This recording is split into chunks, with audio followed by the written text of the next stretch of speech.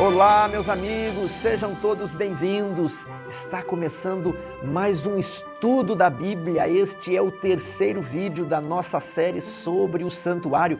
Quando foi que Jesus entrou no Santíssimo? Este e outros assuntos relacionados estão sendo abordados. Esse é o terceiro vídeo da série. Eu estou aqui com o Anderson Velten. Diga olá, Anderson. Olá, saudação a todos os irmãos. Estamos em mais um vídeo para dar prosseguimento a este estudo tão interessante. O irmão Anderson é do canal História na Profecia. Vai lá, inscreva-se e veja o curso sobre Apocalipse. Depois você vem aqui e diga o que você achou do curso. Muito bom, viu? Mas então, no vídeo 1 desta série, nós fizemos uma contextualização do desenvolvimento da doutrina do santuário e nós também demonstramos como alguns ministros adventistas, pessoas em cargos importantes, eles abandonaram essa compreensão, passaram a criticar e se aproximaram de uma teologia mais evangélica. Então, nós no vídeo 2 passamos a examinar os argumentos que evangélicos fazem à compreensão adventista da doutrina do santuário, né? Nós temos ali 9 argumentos, no vídeo 2 vimos 4, hoje vamos dar prosseguimento. Vamos iniciar aqui no argumento número 5, um argumento muito bem trabalhado pelo Dr. Ford. Explicamos quem foi o Dr. Ford no vídeo 1, você assista a série, né? Não vamos tratar apenas de quando Jesus entrou no Santíssimo, mas para que você entenda com profundidade tudo que está relacionado, toda a evolução desse assunto, para que você possa se posicionar com firmeza, com segurança, com fé, tudo bem?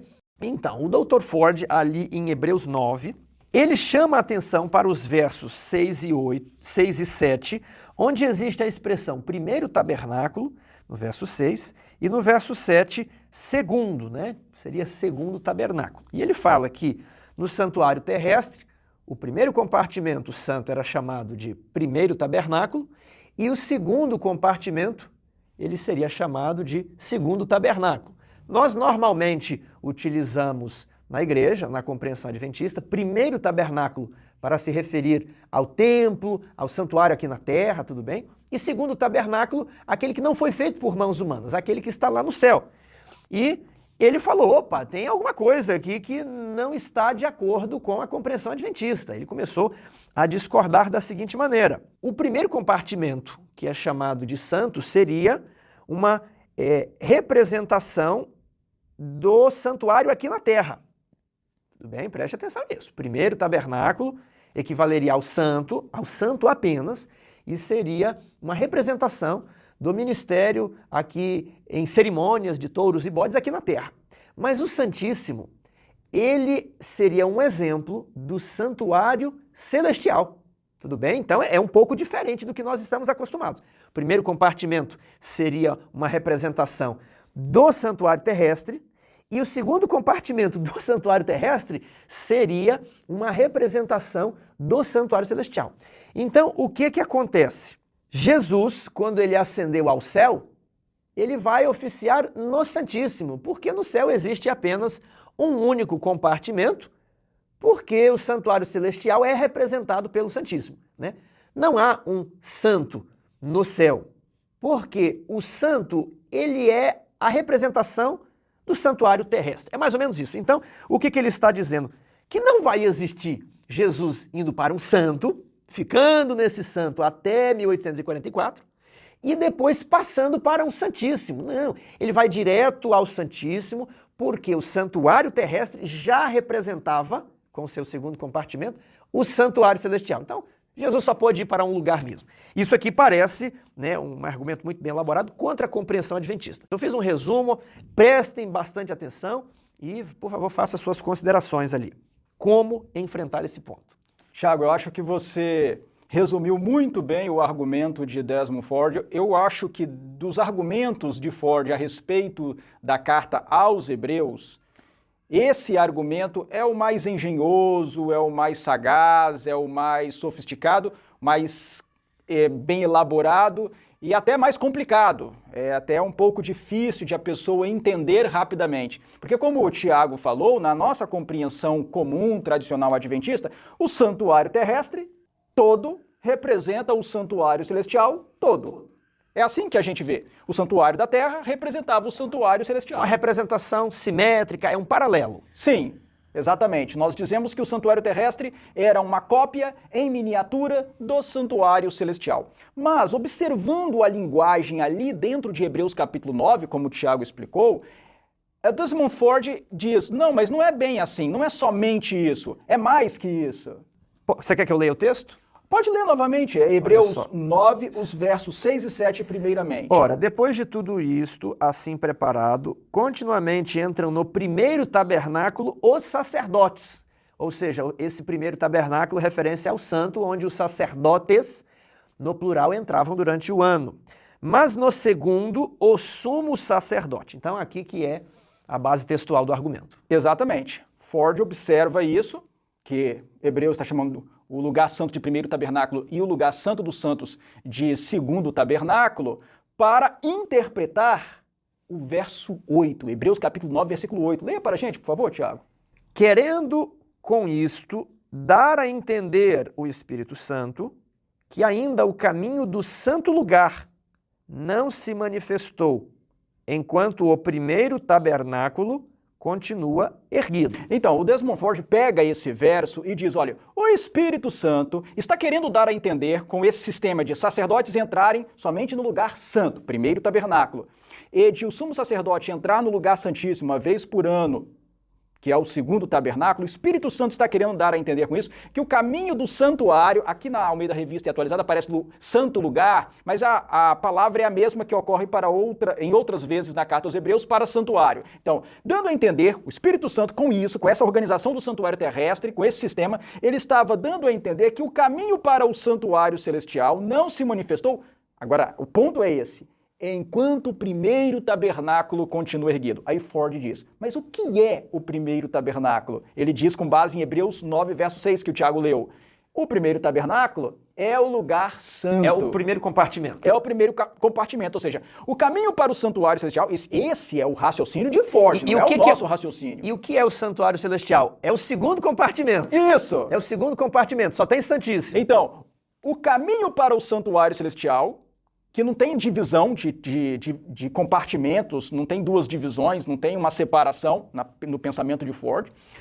O caminho para o santuário celestial não se manifestaria enquanto o primeiro tabernáculo continuasse erguido, enquanto houvesse um lugar santo. É isso que ele está interpretando. Essa parte que diz assim, enquanto o primeiro tabernáculo continua erguido, ele está interpretando isso como enquanto existir um lugar santo. E o lugar santo era a representação do sistema terrestre. Ou seja, em síntese, em linguagem bem simples, o que Ford está dizendo é o seguinte, quando Jesus morreu na cruz do Calvário, o véu do santuário se rasgou de alto a baixo, não somente o sistema de sacrifícios da terra, o santuário da terra com seus sacerdotes da terra, perdeu o valor, como a própria necessidade de um lugar santo deixou de existir. Acabou a separação entre o lugar santo e o lugar santíssimo. E, portanto, quando Jesus vai ao céu, ele já vai diretamente a Deus no Santíssimo. É esse o raciocínio de Ford. Então, tentando interpretar, seria assim.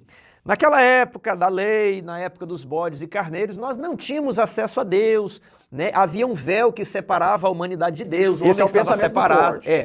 Mas agora, com a morte de Jesus, o homem tem acesso diretamente ao trono de Deus, diretamente ao Pai. Aí você junta isso lá com Hebreus 4:15, achegamo-nos, pois confiadamente junto ao trono de graça. Então não existe mais o véu. Agora estamos numa nova dispensação, numa nova maneira de receber a graça e o perdão que antes estava encoberta. Mais ou menos isso. Pronto, aqui nós sintetizamos o argumento de Ford, porque nós gastamos um pouquinho mais de tempo, porque é um argumento mais complexo. Se a gente não entender o argumento, não vai entender não temos a nem resposta, como né? responder ao argumento. Por isso que dedicamos mais tempo para detalhar esse argumento.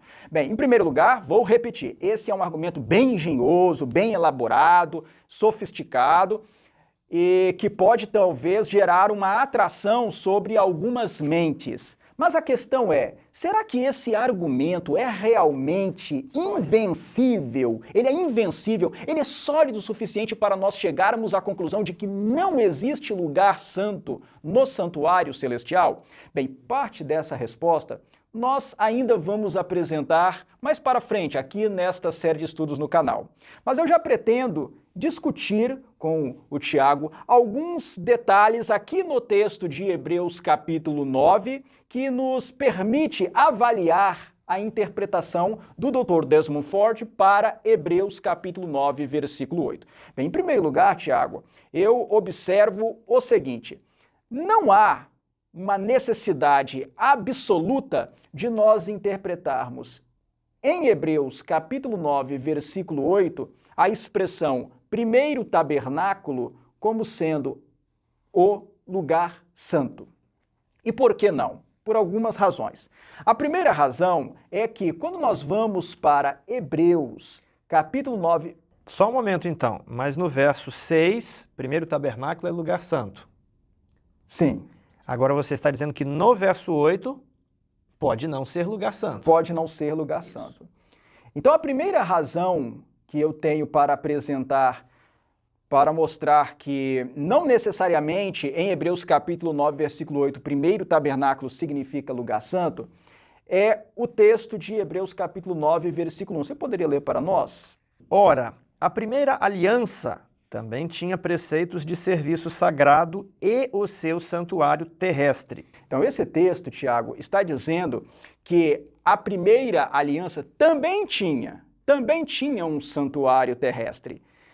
Essa primeira aliança é a aliança do Sinai. Ela é chamada de primeira aliança porque, embora tenha sido firmada depois da aliança eterna da graça, já que a aliança eterna da graça foi primeiramente feita entre o Pai e o Filho no céu e depois foi estendida a Adão e através Abraão, dos séculos sucessivos, mas a aliança do Sinai ela foi firmada depois da aliança eterna, mas ela foi confirmada com o sangue de animais, com o sangue de animais, antes da aliança eterna da graça. Que foi confirmada com o sangue de Jesus. Com o sangue de Jesus. Por isso que a aliança do Sinai é chamada de primeira aliança, porque ela foi confirmada antes da aliança eterna da graça. É o primeiro levando como critério para a ordenação a data da confirmação. Exatamente. O texto está dizendo que a primeira aliança, a aliança do Sinai, também tinha um santuário terrestre. Por que esse texto é interessante e eu estou invocando aqui? Para mostrar que a carta aos Hebreus está contrastando duas alianças. A primeira aliança, que é a aliança do Sinai, e a segunda aliança, que é a aliança eterna da graça. E está contrastando seus dois santuários. Ora, se a primeira aliança também tinha um santuário terrestre, o santuário terrestre da primeira aliança, logicamente, pode ser chamado de primeiro tabernáculo. E a aliança da graça tem o seu segundo tabernáculo, o santuário celestial. Então, esse texto aqui serve para mostrar que Hebreus está contrastando duas alianças, primeira e segunda, e dois santuários. O primeiro santuário, que é o terrestre, e o segundo santuário, que é o celestial. E interessante é que esse texto está dentro de Hebreus 9, dentro da perícope de Hebreus 9. Embora... É bom ressaltar aqui, para que não haja uma crítica desnecessária ao que eu estou dizendo, embora Hebreus 9, verso 1 não traga a expressão primeiro tabernáculo, essa expressão não aparece ali, eu estou usando o texto para mostrar que Hebreus está contrastando primeira aliança com segunda aliança e está dizendo que a primeira aliança também tinha, subentende que a outra tem. E quando diz também tinha um santuário terrestre, se é o santuário terrestre da primeira aliança, logicamente, esse santuário terrestre da primeira aliança é o primeiro tabernáculo. Quando eu chego para vocês e digo assim, o Anderson também tem esse livro, ele deixa subentendido que eu tenho o livro. Então, como é que está a expressão aqui? Se a primeira aliança também tinha um santuário terrestre, o que ele subentende da segunda aliança? Que ela também tem o seu santuário. E então, continuando nesse raciocínio, o tabernáculo da primeira aliança, logicamente, é o primeiro tabernáculo, e o tabernáculo da segunda aliança é o segundo tabernáculo. Então, esse é o primeiro ponto que eu gostaria de ressaltar. O segundo ponto é o seguinte: embora em Hebreus capítulo 9, versos 6 e 7, especificamente nesses versos, o lugar santo seja chamado de primeiro tabernáculo e o lugar santo dos santos realmente seja chamado de segundo tabernáculo, nós devemos observar que no capítulo 8, especificamente no versículo 5, a palavra tabernáculo aparece para a estrutura bipartida. Vejamos aí Hebreus capítulo 8, versículo 5. Por favor, Tiago, leia para nós. Os quais ministram em figura e sombra das coisas celestes, assim como foi Moisés divinamente instruído quando estava para construir o tabernáculo, pois diz ele: vê que faças todas as coisas de acordo com o modelo que te foi mostrado no monte. Muito bem, aqui em Hebreus capítulo 8... muito conhecido. Muito conhecido, Hebreus capítulo 8, versículo 5, e está citando até um texto de Êxodo. Aí aparece a palavra tabernáculo para falar não apenas do lugar santo, não apenas do lugar santíssimo, mas da estrutura completa bipartida. Uma estrutura que tinha lugar santo e lugar santíssimo, porque Moisés não recebeu ordem de fazer somente o lugar santo ou somente o lugar santíssimo. Quando Deus diz, vê que faças todas as coisas de acordo com o modelo que te foi mostrado no monte, Moisés devia fazer o santuário todo. A ordem de Deus era para que Moisés erguesse o tabernáculo todo. E é interessante nós observarmos que aí aparece a palavra tabernáculo, é a mesma palavra tabernáculo que aparece no capítulo 9, e ela aparece depois de a palavra tabernáculo ser referida no capítulo 8, nos versos 1 e 2. Leia aí para a gente os versos 1 e 2, são versos bem conhecidos também de todos. Ora, o essencial das coisas que temos dito é que possuímos tal sumo sacerdote que se assentou à destra do trono da majestade nos céus, como ministro do santuário e do verdadeiro tabernáculo que o Senhor erigiu, não o homem. Então, aqui nós estamos observando as palavras, o sentido das palavras. No verso 5, a palavra tabernáculo claramente, indubitavelmente se refere a uma estrutura bipartida, uma estrutura que tinha o lugar santo e o lugar santíssimo. Deus manda que Moisés erga o tabernáculo de acordo com o modelo mostrado no monte. Isso que eu ia dizer. E esse modelo, ele não diz algo, não? Se Moisés devia erguer o tabernáculo na terra de acordo com o modelo mostrado no monte, e o tabernáculo da terra, que era a cópia, tinha lugar santo e lugar santíssimo, e no verso 2 é dito que Jesus se tornou o sumo sacerdote, ministro do santuário do verdadeiro tabernáculo, aparece a mesma palavra tabernáculo aí, é de se esperar que o santuário celestial também tenha um lugar santo e um lugar santíssimo, porque Moisés recebeu ordem de fazer todas as coisas de acordo com o modelo que foi mostrado no monte. Então, nós estamos aqui prestando atenção no uso da palavra tabernáculo. Que lá em Hebreus 6 e 8 foi utilizada como sinônimo de compartimento. Sim. Mas não quer dizer que ela sempre vai ser utilizada nesse Exatamente. sentido. Prova aqui, né, Hebreus 9, 1, aliás, 9, 1 e 8, 1, 2 e 5. É exatamente isso. Além disso, Tiago, eu também quero destacar um outro ponto. Qual ponto? Você poderia ler para nós, para facilitar aqui o nosso estudo, torná-lo mais dinâmico, o texto de Hebreus, capítulo 10, do verso 5 ao verso 9. Por isso, ao entrar no mundo, diz: sacrifício e oferta não quiseste, antes corpo me formaste. Não te deleitaste com holocaustos e ofertas pelo pecado. Então eu disse: eis aqui estou.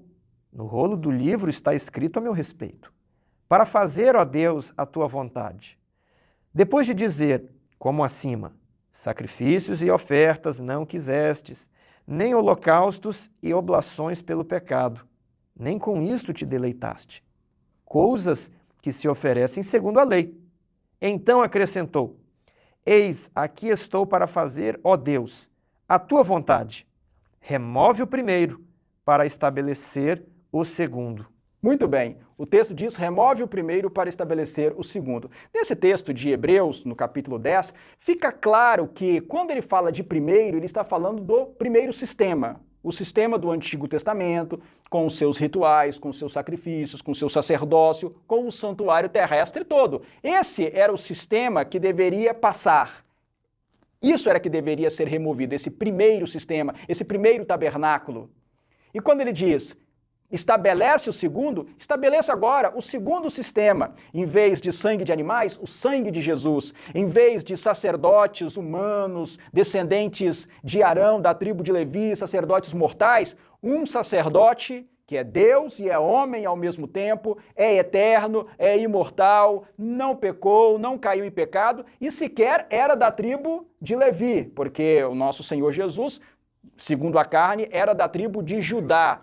Então, remove o primeiro sistema para estabelecer o segundo. O segundo sistema é o sistema em que Jesus é sacrifício, Jesus é sumo sacerdote e Jesus ministra no santuário celestial. Mas no que isso ajuda no ponto que nós estamos discutindo?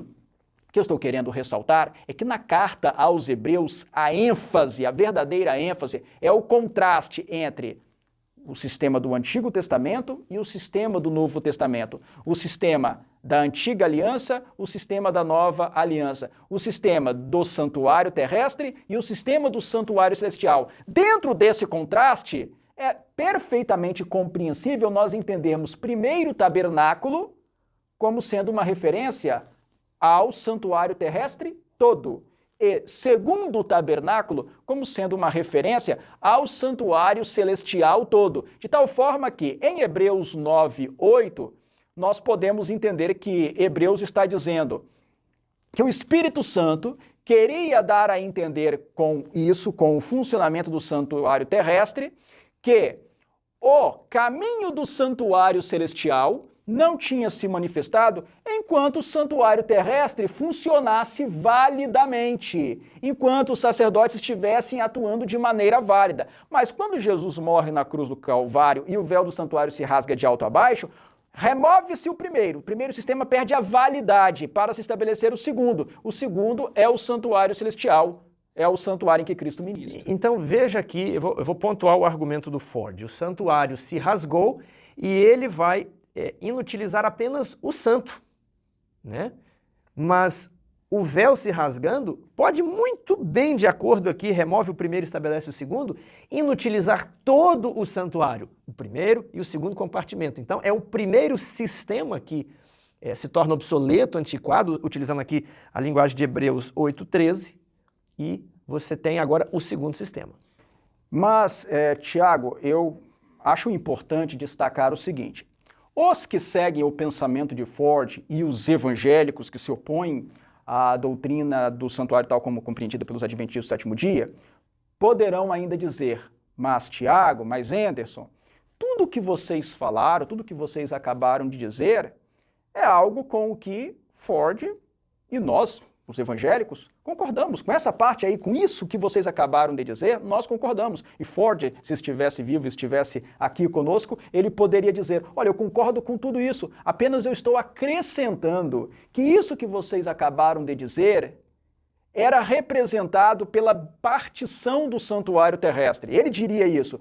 O santuário terrestre, o sistema do Antigo Testamento, era representado pelo lugar santo. O sistema do Novo Testamento é representado pelo lugar santíssimo. Com a morte de Cristo, o véu se rasga, a separação deixa de existir e todo o santuário terrestre perde o valor. Então, quando Jesus vai ao céu, ele vai para um santuário que não tem separação. O lugar santo agora está com livre acesso ao lugar santíssimo. Essa era a ideia dele, de tal forma que Jesus já vai à presença de Deus no Santíssimo.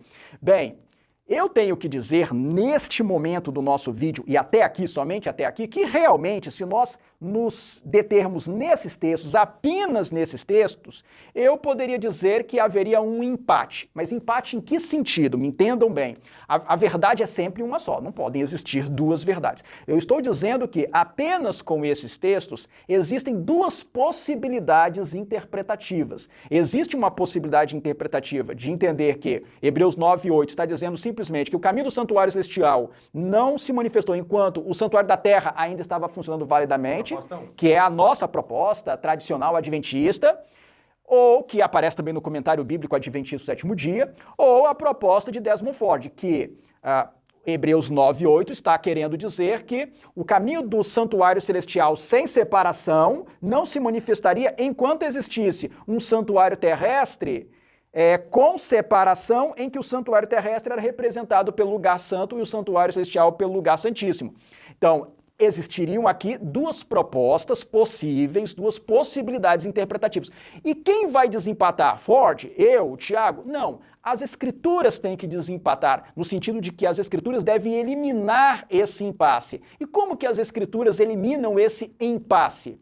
As Escrituras eliminam essa dificuldade, esse dilema, de uma maneira que nós vamos expor mais para frente aqui nesta série. Ainda não vamos trazer essa solução. Então você anote esses textos, né? Os textos vão aparecer aí nos slides, você anote, tome nota. Talvez você vai ter que ver o vídeo outra vez. Vê o vídeo, pare, leia o texto, reflita, tenta escrever, ver se você realmente está entendendo o argumento, para você fazer uma objeção apropriada. Então lembre-se que a Bíblia ela tem que ser estudada com todos os seus livros, porque o autor por trás dos autores humanos é o mesmo, é o Espírito Santo. Então é comparando todos os textos da Bíblia, né, que nós vamos chegar a um resultado. O que ele está dizendo é o seguinte: se eu tivesse só Hebreus aqui com esses dois textos, eu poderia falar que talvez esteja indefinido ainda. Não dá para bater o martelo de maneira absoluta, né, entre uma e outra. Todas duas são possíveis. Agora, eu preciso de um outro texto da Bíblia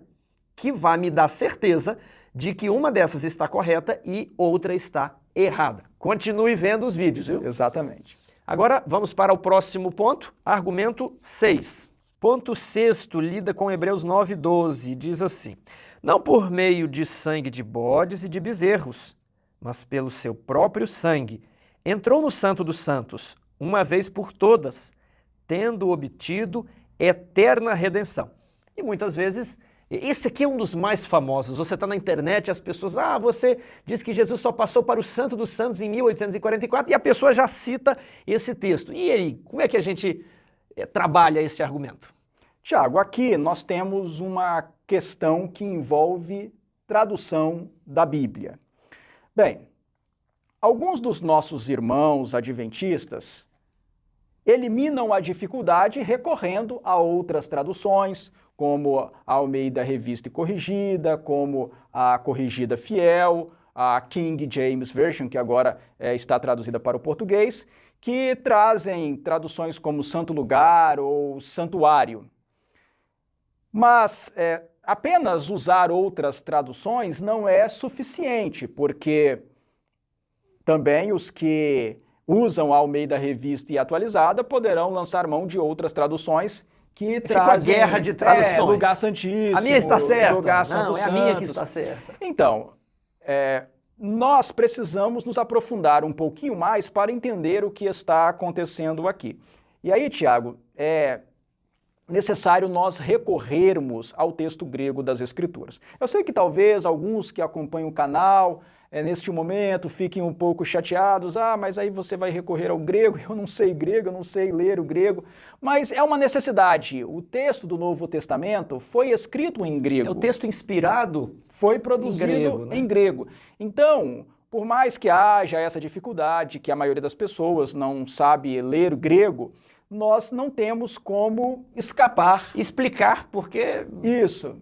Nós temos que recorrer ao texto grego para entender o que está acontecendo para aí. Tirar a prova final, aquela prova real. Olha, uma versão diz isso, mas o que escreveu o autor de Hebreus? Aí a prova final, é o que ele escreveu, é o que o Espírito Santo inspirou. Exatamente. Bem, a primeira coisa que nós precisamos entender aqui é que o Novo Testamento utiliza diferentes palavras para falar do templo, do santuário, do tabernáculo.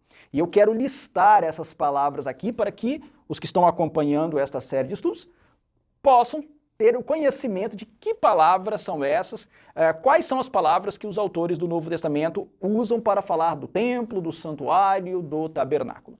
A primeira palavra que aparece no texto do Novo Testamento para falar do templo é a palavra grega torhieron.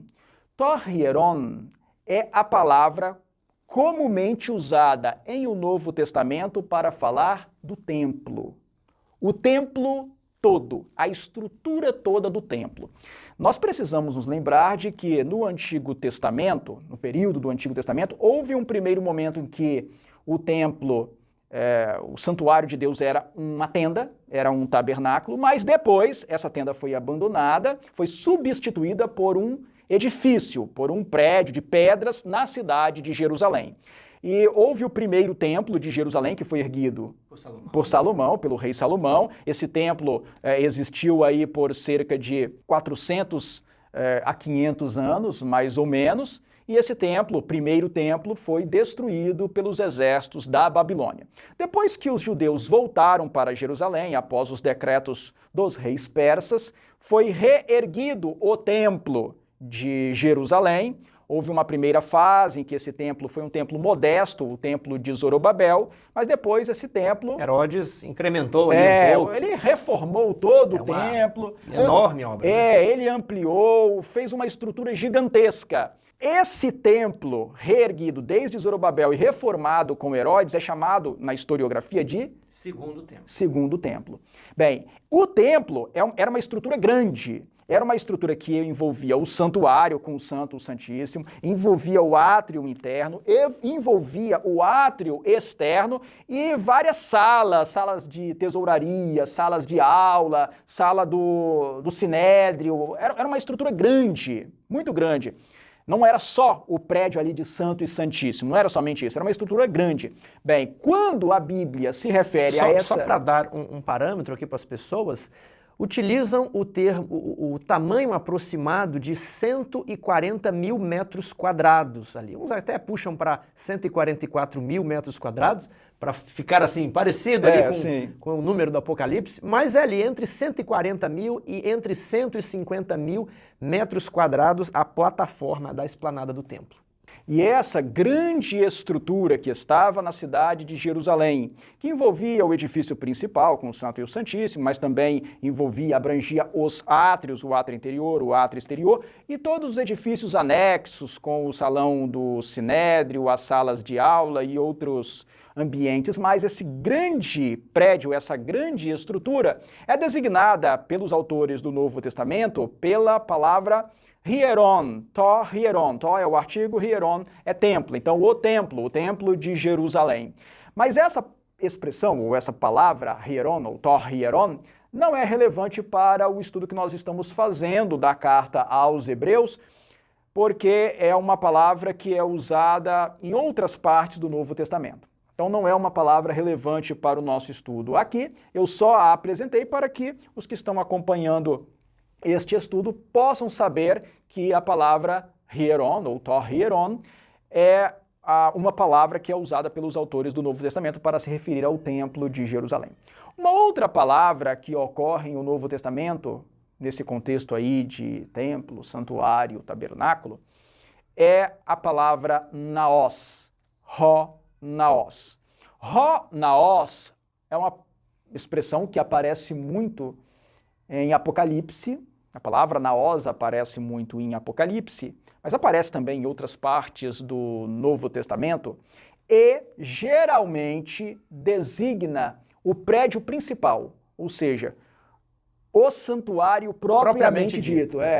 Pátio interno, pátio externo, pátio dos gentios não estão compreendidos neste termo grego. Geralmente não. Geralmente, Ronaó se refere àquela estrutura principal ali, o santuário propriamente dito, contendo o Santo e o Santíssimo. É uma palavra importante lá em Apocalipse, mas não é importante também em nosso estudo da carta aos Hebreus.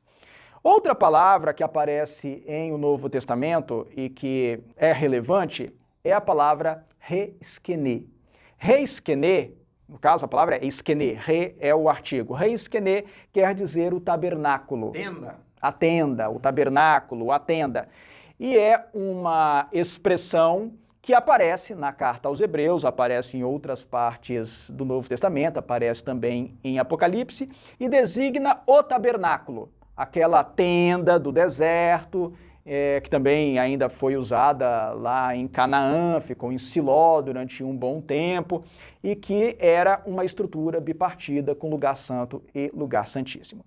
Mas a expressão que aparece aqui em Hebreus capítulo 9, versículo 12, que é o texto a respeito do qual você me indagou, e é também a palavra que ocorre em outras partes da carta aos Hebreus, é um termo que foi usado especificamente pelo autor de Hebreus. Tarrágia?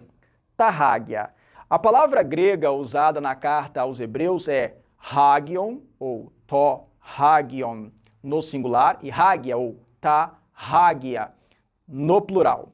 Sendo que a palavra no singular, to-hagion, só ocorre em Hebreus capítulo 9, versículo 1. No restante dos versos de Hebreus em que essa palavra ocorre, ela sempre ocorre no plural, hagia ou tarrágia. Esse tá é o artigo. E hagia está no plural. Então, se nós formos traduzir literalmente essas palavras, to-hagion significa o santo e tarrágia, Os santos. os santos. Essa seria a tradução literal. Aí alguém vai dizer, mas não é santuário, não é santo dos santos, santíssimo? A palavra em si se traduz da maneira como eu acabei de dizer. To-hagion, o santo. Tarrágia, os santos. E repito, na carta aos Hebreus, de um modo geral, se usa a expressão no plural, tarrágia. Alguns dos nossos bons autores adventistas insistiram e têm insistido em que essa palavra já é uma prova definitiva de que o santuário celestial tem dois ambientes. Porque se ela está no plural é mais de um. Se é tarrágia, os santos, então o sentido aí é de os lugares santos. A palavra lugares estaria subentendida. Os santos, os lugares santos, indicando aí um santuário com duas divisões, um lugar santo e um lugar santíssimo. Embora seja muito interessante argumentar assim, esse argumento não é suficientemente sólido. Esse argumento favorece a nossa visão tradicional adventista do sétimo dia, mas ele não é suficientemente sólido. E por que não é suficientemente sólido? Porque em Hebreus capítulo 9, versículo 2, a palavra hagia, que está no plural, quer dizer santos, é usada para falar apenas da primeira divisão do santuário terrestre, que era o lugar santo. Você poderia ler para nós, Tiago? 9:2. Com efeito, foi preparado o tabernáculo, cuja parte anterior, onde estavam o candeeiro e a mesa e a exposição dos pães, se chama o santo lugar. Essa expressão em português, o santo lugar, é tradução da palavra hagia. Do plural. Do plural. Ou seja, se nós fôssemos traduzir literalmente, o texto estaria dizendo, olha, o tabernáculo anterior, onde estão esses móveis todos, a exposição de pães, se chama os santos, significa os santos. Somente a primeira divisão já tem um nome no plural. Aí você talvez possa ficar assim a se perguntar, mas como pode uma coisa dessa? Um só já é plural? Não é muito estranho isso. Esse uso nós fazemos também. Imaginem vocês quando nós falamos assim, os céus. Nem sempre, quando as pessoas falam céus, elas estão pensando na compreensão adventista de primeiro céu, segundo céu e terceiro céu. Somente esse céu atmosférico já é designado pelo plural, os céus. Também quando nós falamos assim, as águas do mar. Nós poderíamos falar a água do mar, porque é uma água só, mas nós muitas vezes falamos as águas do mar. Esse plural é um plural de intensidade, para dizer que há muita água no mar, que o espaço do céu é grande. Também dizemos que quando Jesus vier, e até está escrito lá na primeira carta aos Tessalonicenses, capítulo 4, versos 16 e 17, que Jesus ficará nos ares. Ora, mas é um ar só, mas como é muito ar, nós usamos um plural de intensidade. No caso de Hebreus 9, verso 2, falando somente da primeira divisão, somente do lugar santo, o texto de Hebreus usa a palavra no plural, não é tão convincente nós dizermos que Hebreus usou a palavra no plural para necessariamente se referir a lugar santo e lugar santíssimo. Novamente temos um empate. Temos que contar, para ser muito honestos do ponto de vista científico, existiria uma possibilidade de não ser assim. De tarrágia não significar necessariamente dois compartimentos. E aqui me permita fazer um comentário parentético, Tiago. Vale ressaltar que Ellen White diz, num texto muito interessante dela, que quando nós estivermos em debate com aqueles que se opõem as nossas crenças, devemos tomar o cuidado com a maneira como usamos as Escrituras, porque ela diz, existe o risco de, no debate, nós usarmos argumentos que não sejam inteiramente corretos. Nunca deveis empregar argumentos que não sejam. Ela diz assim, esses argumentos que não são inteiramente corretos podem até fazer calar o adversário, mas não honram a verdade. Nós temos que usar argumentos que não somente convençam aquele com quem nós estamos conversando, mas também que respeitem exatamente o que está escrito. Ellen White tinha essa preocupação. Acabou que no vídeo 1 a gente colocou os argumentos ali, não respondeu, né? E aí gravamos o vídeo 2, não terminamos. Por que vocês estão demorando tanto nesses argumentos? Para ser justo, para ser honesto, para não esconder nada de quem está assistindo. Olha, o que se diz é isto, e aqui estão as evidências. Muitas vezes, né, quando estamos no círculo da família, né, sempre temos essa tendência de defender os membros da família a qualquer custo. Na denominação, né, existe aquele costume de, eu vou menosprezar o que vem de outras fontes e vou ficar aqui com a minha igreja porque é a igreja que eu estou. Mas nós não podemos simplesmente tomar um argumento com base na facção, no grupo do qual eu pertenço. Eu preciso ser honesto, eu preciso ouvir o argumento do meu oponente, analisá-lo, considerar a hipótese, né? Ele precisa considerar a minha hipótese e a gente aqui fazer a coisa da maneira mais justa, mais honesta, mais transparente possível. Mas voltando ao ponto, nós estamos tratando aqui dessa tradução da Almeida Revista e Atualizada, que se refere ao local em que Jesus entrou quando subiu aos céus como Santo dos Santos. Essa tradução seria adequada? Nós estamos falando aqui do sentido da palavra que é usada ali. A palavra que é usada em Hebreus... E qual palavra é usada ali? Fale para nós de novo, novamente. Em Hebreus capítulo 9, versículo 12, é ta-hagia, os santos. Os santos. Qual seria o sentido de os santos? Seria somente o lugar santo? Seria somente o lugar santíssimo? Seriam os dois? Seriam os dois. Qual seria esse sentido? Nós temos uma forte evidência dentro da carta aos Hebreus, no próprio capítulo 9, que indica que ta-hagia não deve ser entendida como lugar santo dos santos. E essa evidência vem de Hebreus capítulo 9, versículo 3. Você poderia ler para nós, Tiago, por favor? Por trás do segundo véu se encontrava o tabernáculo, que se chama o Santo dos Santos. Esse lugar descrito aí, ou referido aí em Hebreus capítulo 9, versículo 3, é realmente o Santo dos Santos, porque logo depois, nos versos 4 e 5, se diz que ali ficava a Arca da Aliança e que esse ambiente ficava por trás ou atrás do segundo véu. E o texto diz que esse ambiente se chamava o Santo dos Santos. No grego... Como que está no grego? Essa expressão Santo dos Santos, aí especificamente em Hebreus capítulo 9, versículo 3, não está como ta-hagia, está como hagia hagion, hagia hagion, ou seja, para falar... Quando o autor de Hebreus quis se referir ao Santo dos Santos... Quando ele quis claramente, indubitavelmente falar de Santo dos Santos, ele usou uma expressão diferente. Ele usou a própria palavra hagia, mas numa expressão, num termo composto, numa expressão hagia hagion. Hagia, santos. Hagion é santos, porém no caso genitivo, que a gente traduz como de propriedade. De alguma coisa. Então, se nós formos traduzir literalmente hagia, hagion, nós vamos traduzir como santos dos santos, os santos dos santos, ou seja, o lugar mais santo de todos, os santos dos santos, que nós costumamos traduzir em português como santo dos santos. Então, concluindo aqui em Hebreus 9:12, essa tradução entrou no Santo dos Santos, não é unânime, não é absoluta, e temos razões. Temos uma razão muito fortíssima, forte, porque nós temos uma evidência objetiva do próprio autor da carta aos Hebreus. Na mesma perícope. Exatamente. Porque no verso 3, quando ele quis claramente falar do Santíssimo, ele usou hagia, hagion. No verso 12, ele usa ta-hagia.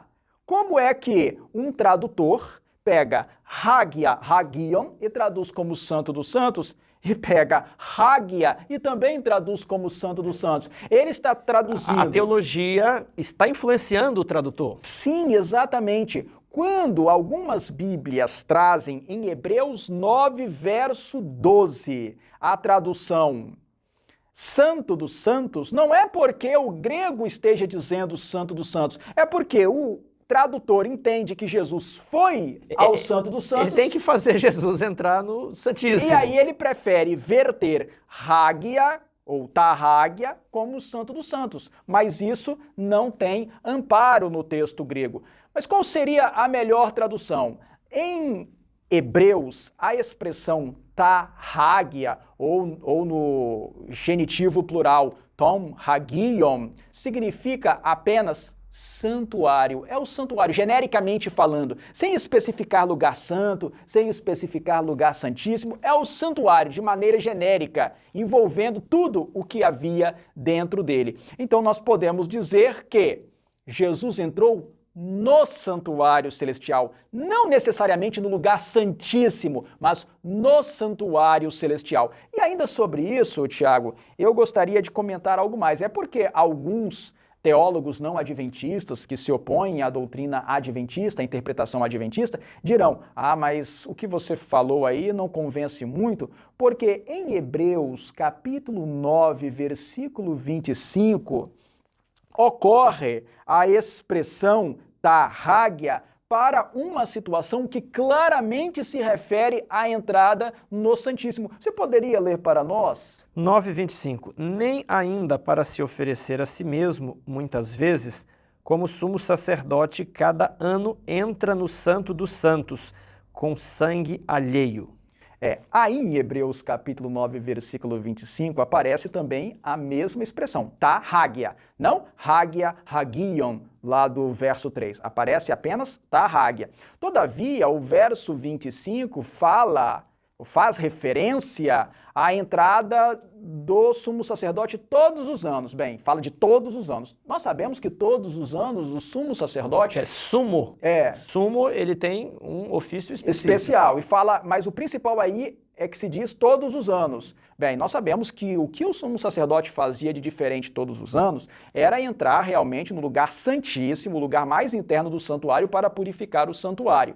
E aí alguns teólogos oposicionistas, críticos à doutrina adventista, dirão, olha, o verso 25 prova que Tarrágia também pode ser traduzida como lugar santíssimo. Mas o argumento não convence. E não convence por quê? Porque para que o sumo sacerdote entrasse no lugar santíssimo, ele tinha que entrar no santuário.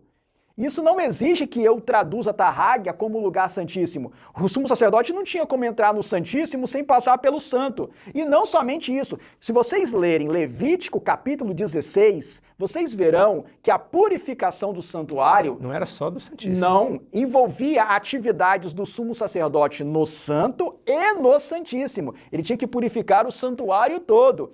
Então, Tarrágia aí significa santuário todo, com o santo e com o santíssimo. Também vai significar santuário aqui em 9:25. O santuário completo. Como também deve significar santuário em 9:12. Em Hebreus, Tarrágia, ou Tom Hagion, que é o plural genitivo, sempre vai significar o santuário todo. Não somente o Santíssimo, mas o santuário todo, abrangendo tudo o que havia dentro dele. E assim fica perfeitamente fácil de entender, sem violação ao texto, sem um malabarismo aqui. Ele entrou no santo e também entrou no santo dos santos todos os anos. Nesse sentido, Tiago, a tradução da Almeida Revista e Corrigida certamente é melhor, porque prefere traduzir ali como santuário. Vencido esta objeção número 6, vamos para a número 7. Hebreus 10:20 e o acesso além do véu. Já falamos algo, né, no argumento de número 4, trabalhava Hebreus 6:19 e 20, além do véu. E agora, novamente, a problemática do véu, Hebreus 10:20. Eu vou aproveitar e vou ler aqui. Pelo novo e vivo caminho que ele nos consagrou pelo véu, isto é, pela sua carne. Para vocês notarem a diferença lá do 6:19, diz o seguinte: o qual temos por âncora da alma, segura e firme, e que penetra além do véu. A nossa esperança penetra além do véu, aonde Jesus, como precursor, entrou. Agora, Hebreus 10:20 diz que pelo novo e vivo caminho que ele nos consagrou pelo véu, ou seja, a sua carne, isto é, a sua carne. E aí, que vamos alegar isso aqui? Será que não seria uma outra indicação? Indicação de o véu é a sua carne? Como é que é isso? Explica, vamos esmiuçar isso daqui. Vamos sim, Tiago. Inicialmente, eu já quero fazer uma observação que é baseada no que acabamos de falar. Na Almeida Revista e Atualizada, o leitor já é induzido a pensar que quando Jesus subiu aos céus, ele foi ao lugar santíssimo. Por quê? Porque o verso 19, na Almeida Revista e Atualizada, traz Santo dos Santos. Mas aqui em Hebreus, capítulo 10, verso 19, não temos a expressão Hagia, Hagion. Não temos. Temos somente a expressão simples. Não temos a expressão composta que aparece lá em Hebreus 9, verso 3. Portanto, a tradução adequada aqui é o santuário de maneira genérica, não somente o Santíssimo. Tendo, pois, irmãos, intrepidez para entrar no santuário, não somente no Santo dos Santos, no santuário, pelo sangue de Jesus, pelo novo e vivo caminho que ele nos consagrou pelo véu, isto é, pela sua carne, como você acabou de ler. O argumento que teólogos evangélicos que se opõem à compreensão adventista suscitam com esse texto é que o texto está dizendo que com a carne de Jesus pendendo lá na cruz, o véu do santuário se rasgou de alto a baixo, indicando que a separação entre santo e santíssimo deixava de existir e que por isso o santuário celestial não pode ter separação de santo e santíssimo. De modo que quando Jesus foi à presença de Deus, ele já foi ao santíssimo, porque santo e santíssimo hoje são uma só e a mesma coisa lá no santuário celestial. É o que eles argumentam, é o que eles propõem. Mas não há necessidade de nós interpretarmos Hebreus capítulo 10, versos 19 e 20, no sentido de que não haja mais a separação entre santo e santíssimo lá no céu e que Jesus, quando subiu ao céu, já foi diretamente ao lugar santíssimo. Nós podemos entender aqui Hebreus 10, versos 19 e 20, a semelhança do que consideramos a respeito de Hebreus 6, versos 19 e 20. Nós podemos entender que quando o texto diz que nós podemos entrar no santuário pelo sangue de Jesus, pelo novo e vivo caminho que ele nos consagrou pelo véu, isto é, pela sua carne, o caminho que ele nos consagra pelo véu, pela sua carne, não é o caminho que torna inexistente santo e santíssimo no céu.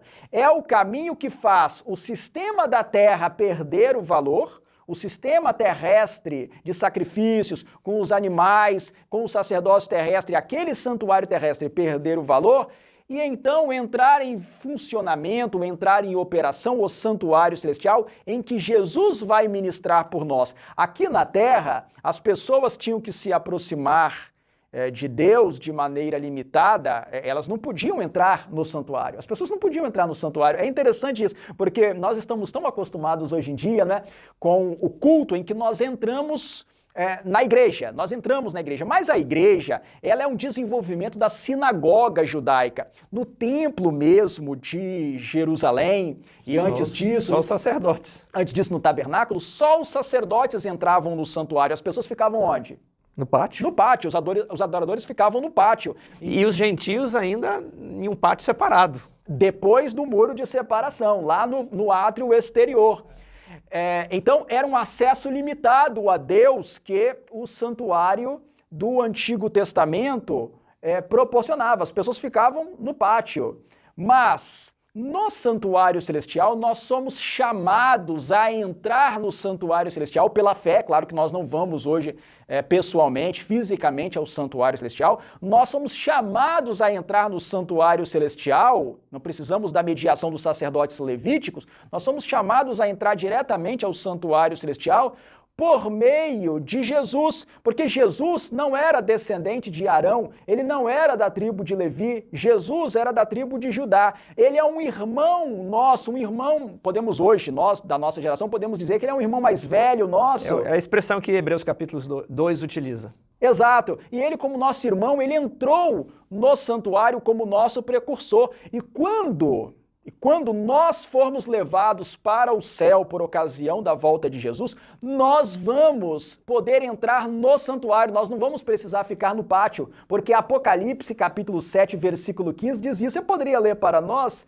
Razão por que se acham diante do trono de Deus e o servem de dia e de noite no seu santuário. E aquele que se assenta no trono estenderá sobre eles o seu tabernáculo. Então, o que eu estou querendo dizer aqui para os irmãos que estão acompanhando o canal é que a ideia aqui de Hebreus 10, versos 19 e 20... Ela volta naquela ideia, remove o primeiro e estabelece o segundo.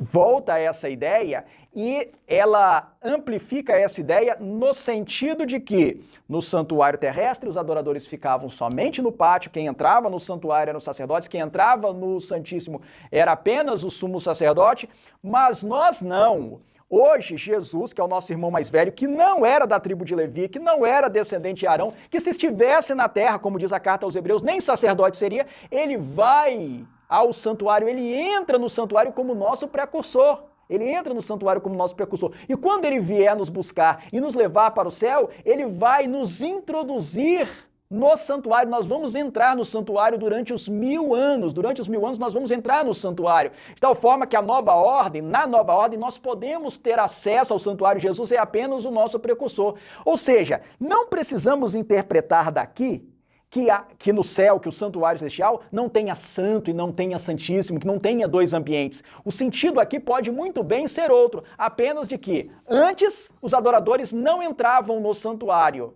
mas por meio de Jesus, pela fé, nós podemos, pela fé, espiritualmente entrar no santuário, e depois que Jesus voltar, nós poderemos fisicamente entrar no santuário, e nós poderemos entrar nesse ambiente em que Jesus hoje está como nosso precursor. Eu queria acrescentar, Tiago, algo que nós já comentamos no vídeo anterior a respeito de Hebreus capítulo 6, versículos 19 e 20, que é a expressão além do véu. Okay. Lá em Hebreus capítulo 6, versículos 19 e 20... é dito que Jesus foi além do véu como nosso precursor. Uhum. Os teólogos evangélicos que se opõem à compreensão tradicional adventista sustentam, assim como também dizia Desmond Ford, que em Hebreus 6,19 aparece a expressão tó soteron tu katapetasmatos, e que essa expressão na Septuaginta só é usada para se referir ao lugar santíssimo. E com base nisso, apenas com essa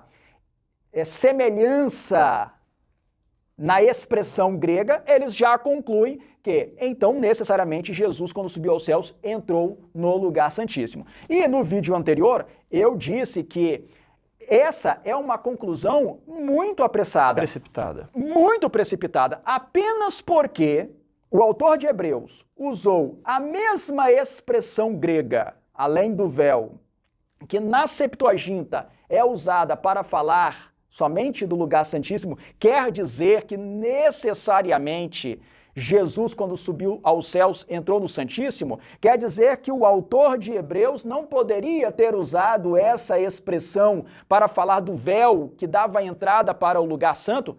Lembrando que, só mencionando aqui de passagem, Ellen White, no livro O Grande Conflito, cita Hebreus capítulo 6, versículos 19 e 20, para falar da entrada de Jesus no lugar santo, e não no lugar santíssimo. Mas, deixando o texto de Ellen White de lado neste momento, e examinando aqui o texto grego, quer dizer que só porque o autor de Hebreus usou a mesma expressão que a Septuaginta usa para falar da entrada no Santíssimo, ele obrigatoriamente teria que usar o mesmo sentido, ele não poderia estar falando da entrada no lugar santo. E mais que isso, observe bem, em Hebreus 10, verso 20, quando se diz pelo véu, aqui o autor de Hebreus não usa aquela expressão. Ele já utiliza uma outra expressão em grego. Ele não usa soteron, Tu katapetasmatos. Não usa essa expressão. Ele usa dia tu katapetasmatos. Ou seja, através do véu, por meio do véu, através do véu ou por meio do véu. Aqui ele já usa outra expressão. Ou seja, é muito fraco. É temerário. É temerário, é muito fraco, é rarefeito simplesmente concluir que... Comparar com a Septuaginta... Com a Septuaginta, uma expressão que só ocorre uma vez na carta aos Hebreus.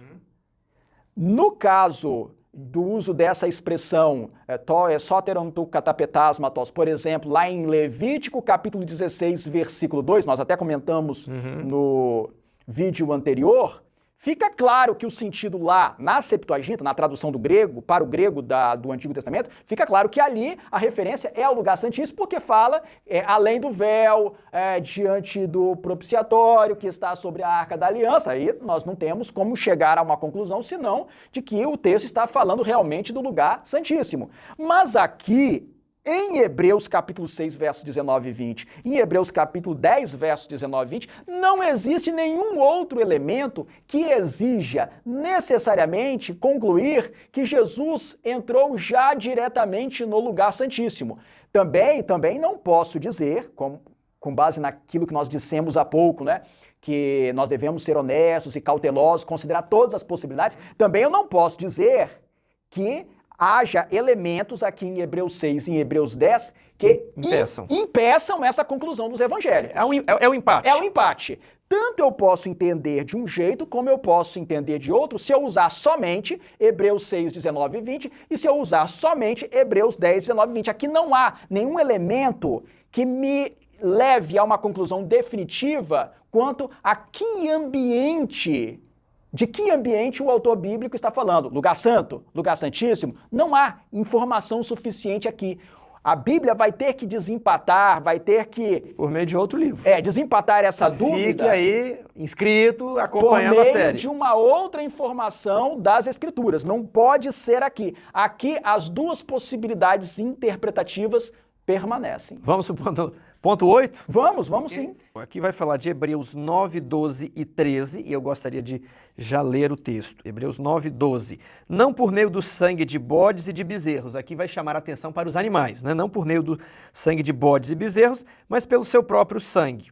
Verso 13. Portanto, se o sangue de bode e de touros, então aqui fala bode e bezerros, e o 13, bode de touros. Capítulo 10, verso 4. Porque é impossível que o sangue de touros e de bode remova pecados. Qual seria o ataque, a objeção à compreensão adventista? Olha, esses animais são os animais utilizados no dia da expiação, o que arrasta a compreensão para uma expiação já propiciada no primeiro século. Isso aqui arrasta Jesus para o Santíssimo, por causa que os animais aqui estão fazendo alusão ao dia da expiação. Está correto isso? O que a gente vai falar sobre esse argumento? Tiago, eu considero que esse é um dos argumentos mais frágeis dos teólogos que se opõem à doutrina adventista do santuário, teólogos evangélicos que nos atacam, e também é um dos argumentos mais fracos, na minha opinião, de Desmond Ford. E por que eu penso assim? Pois é, que esses animais não são os animais do dia da expiação? Pois é, quando nós comparamos Hebreus 9 e 10 com Levítico capítulo 16, que é o capítulo que trata do dia da expiação no Antigo Testamento, no Pentateuco, nós observamos que Hebreus capítulo 9, versículos 12 e 13, fala de bodes, bezerros e touros. Ao passo que Levítico capítulo 16 fala de novilho, carneiro e bodes.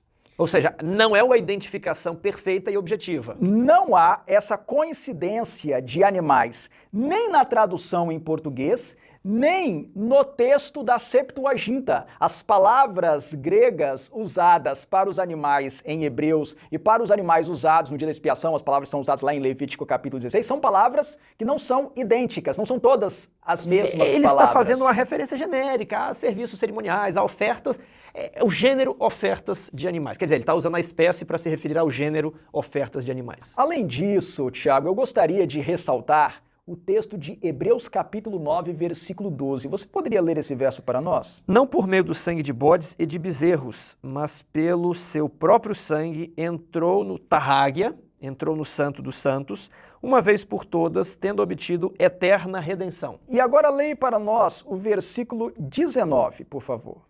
Porque, havendo Moisés proclamado todos os mandamentos segundo a lei, a todo o povo, tomou o sangue dos bezerros e dos bodes, com água e lã tinta de escarlate, e isopo, e aspergiu não só o próprio livro, como também todo o povo.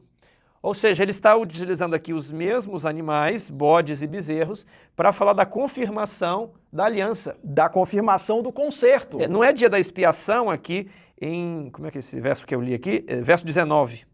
Né? O verso 19, Hebreus 9, 19, está falando de Êxodo capítulo 24, que não tem a ver com o dia da expiação, não foi no 10º dia do 7º mês, nem o tabernáculo tinha sido erguido ainda. E está falando de que animais aí no verso 19? Deixa eu olhar aqui. Bezerros e bodes. Bezerros e bodes. Ou seja, se bezerros e bodes, em Hebreus 9, 12, necessariamente trouxesse, arrastasse o evento para o dia da expiação, né, você vai arrastar Moisés aqui para o dia da expiação também. É uma referência genérica. É uma referência genérica, aí há uma ênfase no dia em que o concerto do Sinai foi ratificado, foi confirmado, mas eu tenho ainda mais outros pontos para ressaltar. E o ponto que eu vou mencionar agora é muito importante e é interessante ao mesmo tempo.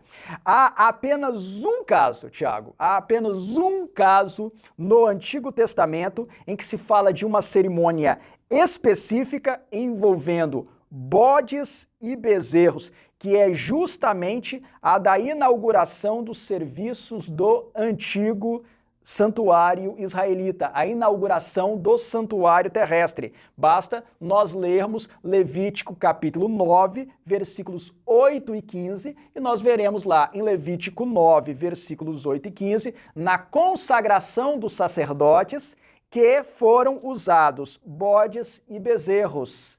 Então, se Hebreus está querendo ressaltar alguma cerimônia, não é necessariamente o dia da expiação, e sim a cerimônia de consagração dos sacerdotes. Se é que está querendo ressaltar algum. Porque, na verdade, a carta aos Hebreus, quando fala de sacrifícios de animais e menciona esses bodes, bezerros e touros, está abrangendo todos os sacrifícios que eram realizados no Antigo Testamento, inclusive os do dia da expiação. Por quê? Porque os sacrifícios que eram realizados no dia da expiação já se cumpriram. Os adventistas do sétimo dia nunca sustentaram, nunca disseram que os sacrifícios do dia da expiação foram realizados em 1844. Jesus, quando morreu na cruz do Calvário, a carta aos Hebreus diz, ele morreu de uma vez por todas. Ele cumpriu a tipologia de todos os sacrifícios que eram realizados no cerimonial do Antigo Testamento. Sacrifício da Páscoa, sacrifício do Ano Novo, sacrifício do dia da expiação. O da manhã, o da tarde, a oferta individual pelo pecado, ele cumpriu a simbologia de todos os sacrifícios do Antigo Testamento. Mas isso diz respeito aos sacrifícios. Agora, o que nós sustentamos é que a parte do cerimonial em que uma vez por ano o sumo sacerdote entrava no Santo dos Santos para purificar o santuário, essa parte começou a se cumprir em 1844. E para concluir esse ponto, Tiago, eu quero observar um outro detalhe ainda. Leia para nós, por favor, Hebreus capítulo 9, versículo 13.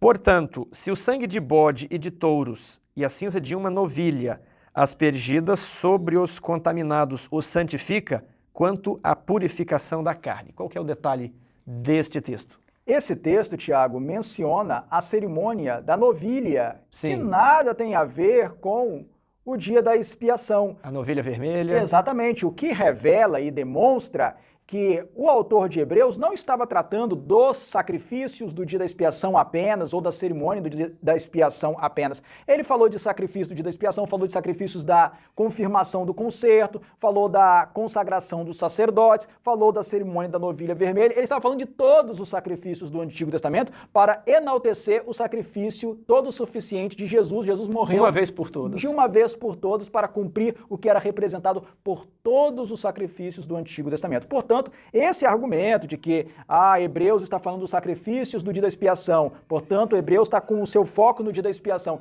e que isso condiciona a entrada de Jesus ao Santíssimo já quando ele subiu aos céus, não tem fundamento, é um dos argumentos mais fracos usados por Desmond Ford. O último argumento, o ponto 9, Hebreus 10, 1 e 3.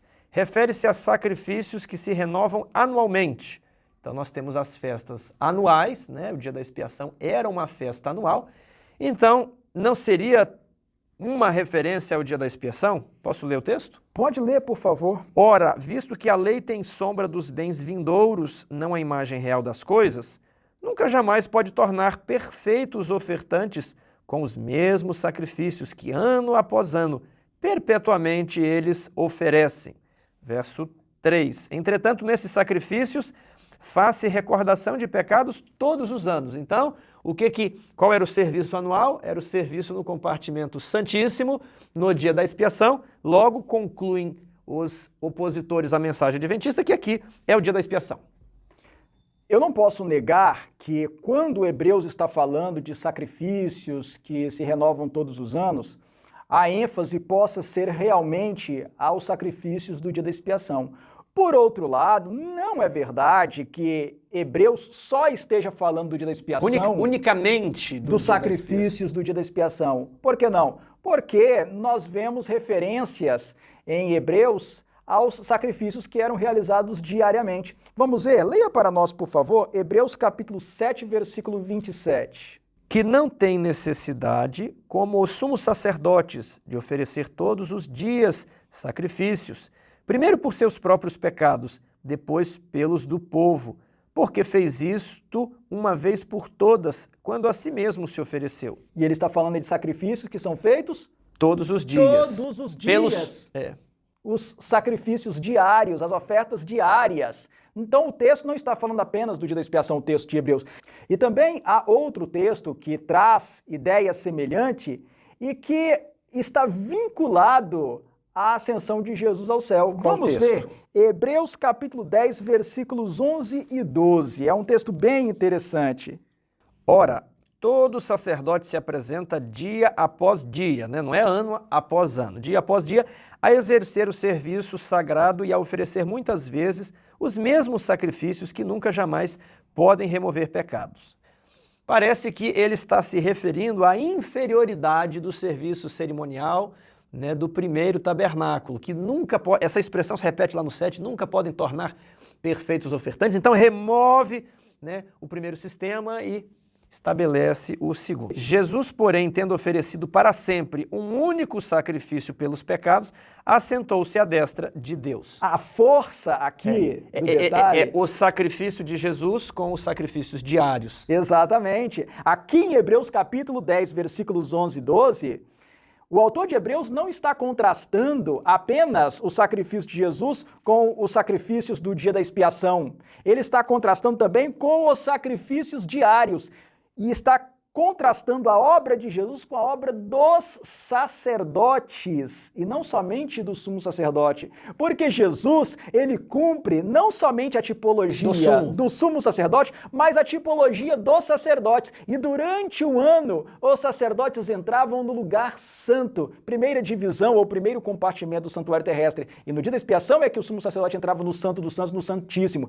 Então, nós não podemos de maneira nenhuma restringir Hebreus ao dia da expiação para depois concluir.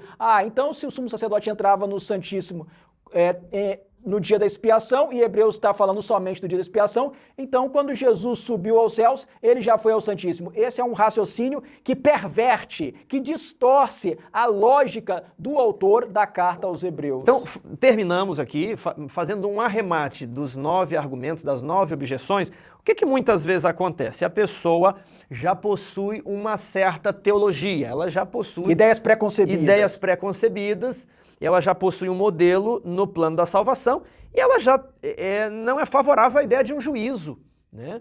Então, ela pinça alguns versos aqui de Hebreus que, num primeiro momento, lidos assim à pressa, olha, entrou no Santo dos Santos, além do véu. Ora, né, você junta os 9 argumentos aqui, Jesus entrou, né, direto no Santíssimo, no dia da expiação já foi na cruz e em 1844 ele não passou de lugar nenhum. Então, num primeiro momento, parece ser isso mesmo, aparentemente um olhar apressado.